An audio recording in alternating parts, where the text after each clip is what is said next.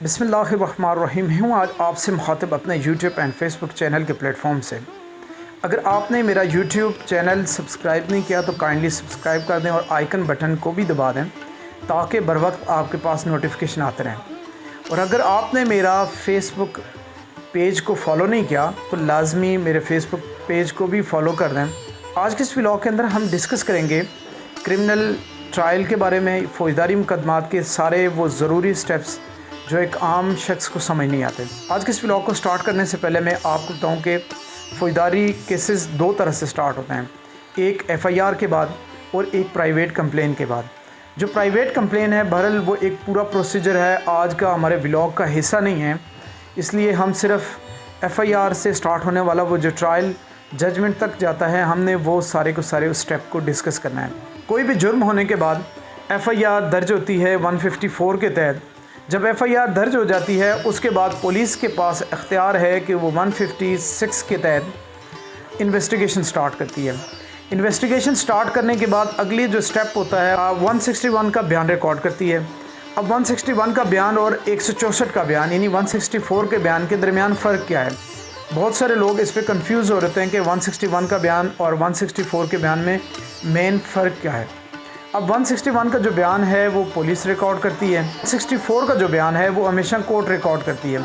लेकिन इसके लिए कुछ कंडीशंस होती हैं, कुछ मेजरमेंट्स होती हैं जो कोर्ट को लेना लाजमी होती हैं, जिसमें जिसके ख़िलाफ़ अगर मुल्ज़म के ख़िलाफ़ अगर 164 का बयान रिकॉर्ड किया जा रहा है तो उसे नोटिस किया जाएगा, उसे तलब किया जाएगा, मुल्ज़म की मौजूदगी में ही उनका जो बयान है वो रिकॉर्ड करवाया जाएगा।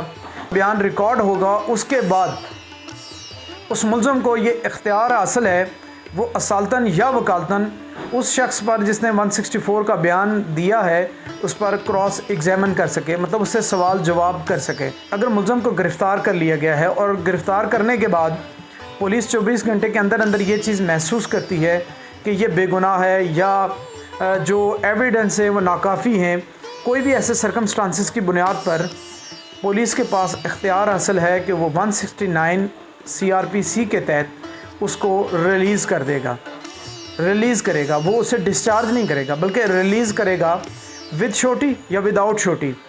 और उसके बाद अगर ये समझती है पुलिस कि 24 घंटे के अंदर इन्वेस्टिगेशन मुकम्मल नहीं हो पाई तो फिर वो क्या करेंगे, उसको मजिस्ट्रेट साहब के सामने प्रोड्यूस किया जाएगा, रिमांड देंगे। उसका 1 दिन का भी हो सकता है, 3 दिन का हो सकता है, 5 का हो सकता है, 7 दिन का हो सकता है, ज़्यादा से ज़्यादा 15 दिन तक रिमांड दे सकती है मुख्तलिफ़ टाइम पे। ये इकट्ठे नहीं होंगे बल्कि मुख्तलिफ़ टाइम पर पुलिस को ज़्यादा से ज़्यादा 15 दिन तक रिमांड पर रख दिया जा सकता है मुल्ज़म। और जब 15 दिन के बाद या जब रिमांड ख़त्म होगा, यहाँ पे थोड़ी सी एक दो चीज़ें और समझना ज़रूरी हैं। जब पुलिस रिमांड मुकम्मल होता है या जो रिमांड वाला दिन है मुकम्मल करके police produce before the magistrate लेके जाती हैं, तो मजिस्ट्रेट के पास अगर वो लिख के ले जाते हैं जी कैसे डिस्चार्ज किया जाए, अब मजिस्ट्रेट के पास ये इख्तियार है कि वो पुलिस की रिपोर्ट के साथ मुत्तफ़िक होते हुए मुल्ज़म को डिस्चार्ज कर दें या पुलिस की रिपोर्ट के साथ वो डिसएग्री करने के बाद उसे जुडिशल कर दें। ये दोनों इख्तियारात मजिस्ट्रेट के पास हैं। फिर एक सवाल इससे पहले भी मेरे ख्याल में एडिशनल सेशन जज साहब के पेपर में भी आया है और सिविल जजेस के पेपर में भी आया है, क्या मजिस्ट्रेट के पास ऐसी कोई पावर्स हैं कत्ल केस के मुल्ज़म का दौरान रिमांड उसे डिस्चार्ज कर सकते हैं या नहीं कर सकते हैं? तो इसमें जवाब ये है कि हाँ कर सकते हैं। उनके पास 62 का इख्तियार हासिल होता है, किसके पास? मजिस्ट्रेट के पास। जब उसे रिमांड पर मुल्ज़म को पेश किया जाता है तो अनसफिशेंट एविडेंस है, उसकी बुनियाद पर वो 62 के पावर को इस्तेमाल करते हुए उस मुल्ज़म को डिस्चार्ज भी कर सकता है। एक चीज़ और थोड़ी सी मैं साथ क्लियर करना चाहूँगा, जो ये रिमांड होता है ट्रायल का ताल्लुक़ चाहे वो सेशन कोर्ट से है या मजिस्ट्रेट का है, हमेशा रिमांड कौन देगा? मजिस्ट्रेट साहब देंगे और चलान भी मजिस्ट्रेट साहब के थ्रू ही सेशन जज साहब के पास आएगा। बहरहाल हम फिर दोबारा 167 पे आ जाते हैं, रिमांड पे। जब रिमांड मुकम्मल हो और फिर मुल्ज़म को क्या किया जाता है जी कि जुडिशल कर दिया जाता है। जुडिशल से मुराद वो जेल चला जाता है। पुलिस है, पुलिस क्या करती है, उसने जितना भी रिकॉर्ड इस दौरान जितनी भी चीज़ें इकट्ठी की हुई होती हैं, चाहे उसमें मेडिकल रिपोर्ट है, उसमें फोरेंसिक रिपोर्ट हैं या उसके दौरान 161 का बयान है, नक्शा बास्केल है, जितनी भी चीज़ें हैं उस केस की एफिलेटेड जितना भी रिकॉर्ड है उस रिकॉर्ड को मरतब किया जाता है और उसको क्या कहा जाता है, उससे चलान कहा जाता है।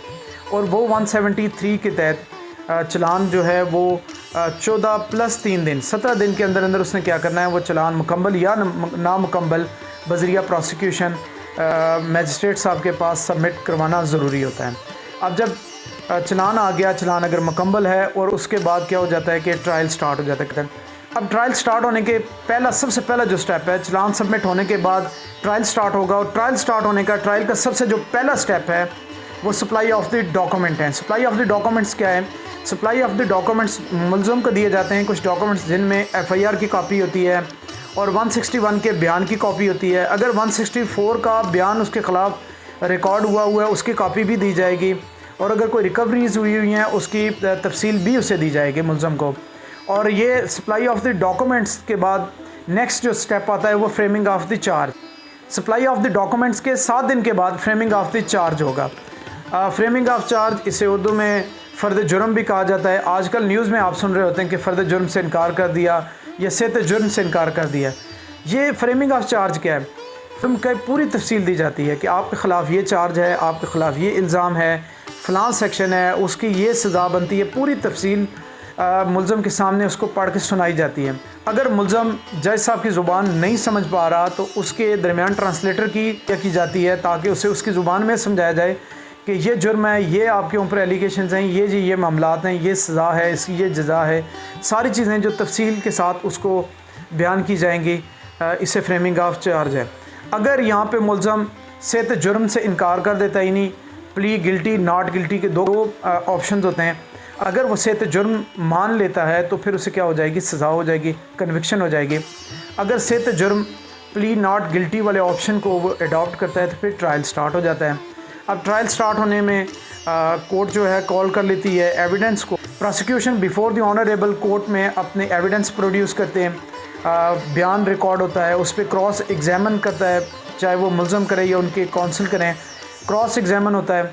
और क्रॉस एग्जामिन होने के बाद जिस वक्त प्रोसिक्यूशन के सारे एविडेंस, सारी चीज़ें कंप्लीट हो जाती हैं, उसके बाद मुलज़म को ऑप्शन दिया जाता है 342 की स्टेटमेंट। अब ये 342 की स्टेटमेंट के साथ एक ऑप्शन दिया जाता है 340 के तहत उसे एक ऑप्शन दी जाती है मुलज़म को कि आप अपना बयान ऑन ओथ रिकॉर्ड करवाना चाहते हैं या नहीं। अगर मुलज़म ये कहे कि मैं ऑन ओथ अपना बयान रिकॉर्ड करवाना चाह रहा हूँ तो फिर उस पर जो प्रोसिक्यूशन या प्राइवेट काउंसिल हैं ये दोनों उस पर क्रॉस एग्जामिन करेंगे। इसका बेसिक कॉन्सेप्ट ये है कि ट्रायल को फ्री एंड फेयर बनाने के लिए कि मुलज़म से पूछा जाता है कि आप अपने हक़ में कोई गवाही पेश करना चाहेंगे, किसी गवाह को पेश करना चाहेंगे, कोई ऐसा डॉक्यूमेंट प्रोड्यूस करना चाहेंगे।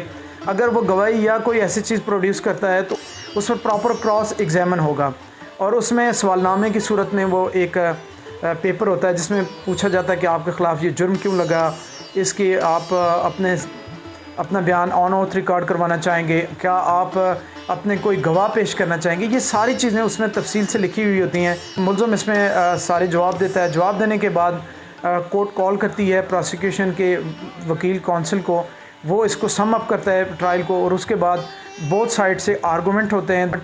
मुलज़म के काउंसिल साहब भी अपने आर्गूमेंट रिकॉर्ड करवाते हैं और साथ जजमेंट प्रोड्यूस करते हैं before the honourable court. Prosecution भी अपने दलाइल पेश करती है कोर्ट के सामने, और उसमें अगर उसके पास कोई सुपीरियर कोर्ट की कोई नज़ीर मतलब in the shape of judgments पड़ी हुई हैं वो भी प्रोड्यूस करती है, और अपने डॉक्यूमेंट्स और अपने केस को साबित करने के लिए जो जो चीज़ें उनके पास पड़ी हुई होती हैं वो सारी produce before the honourable court दी जाती हैं। और कोर्ट उन दोनों को सुनने के बाद FIR से लेकर जजमेंट के दरमियान जितनी भी चीज़ें, उन सारी चीज़ों को वो उनके अक्स को उस जजमेंट के अंदर लिखते हैं, सारे पूरे ट्रायल को उसके अंदर लिखने के बाद एंड पे जाके वो इस रिज़ल्ट पे पहुंचती है कि इसे एक्विट किया गया, ये कन्विक्ट किया गया। अगर उसे बरी कर दिया जाए तो बरीयत के ख़िलाफ़ जो अपील होगी वो हाई कोर्ट में होगी, चाहे वो जो ट्रायल कोर्ट सेशन कोर्ट है या मजिस्ट्रेट की कोर्ट है। आप हमेशा एक्विटल के ख़िलाफ़ जो अपील करेंगे वो हाई कोर्ट के अंदर होगी। अगर उसे कन्विक्शन हो जाती है तो फिर वो नेक्स्ट, चाहे वो ट्रायल कोर्ट है तो सेशन कोर्ट में चली जाएगी। अलग से पूरा प्रोसीजर CRPC के अंदर बयान किया गया है। आज की इस व्लॉग के साथ इजाज़त चाहूँगा। आप सबकी समाअतों का बहुत बहुत शुक्रिया।